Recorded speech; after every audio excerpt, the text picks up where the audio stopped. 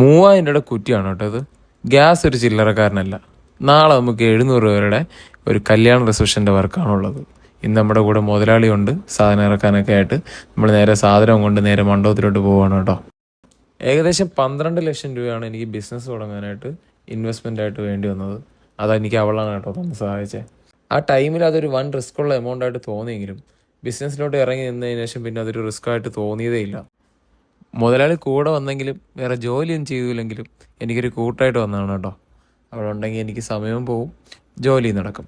അപ്പോൾ നമ്മൾ നേരെ ചാലയിലോട്ടാണ് പോകുന്നത്. ചാലയിൽ കയറി കുറച്ച് സാധനങ്ങൾ മേടിക്കാനുണ്ട്. മേടിച്ചതിന് ശേഷം നമ്മൾ നേരെ പോകുന്നത് തുമ്പോട് മഹാദേവ ക്ഷേത്രത്തിലെ ഊട്ടുപുരയിലോട്ടാണ് കേട്ടോ. അവിടെയാണ് നമുക്ക് നാളെ വർക്കുള്ളത്. ഇന്ന് വൈകുന്നേരം സാധനം ഇറക്കിയാലേ നാളെ രാവിലെ പണിക്കാർക്ക് വർക്ക് തുടങ്ങാൻ പറ്റുള്ളൂ കേട്ടോ. അപ്പോൾ തിരിച്ചു വരുന്ന വഴിക്ക് നേരെ ഫുഡ് കഴിക്കാനായിട്ട് കയറി.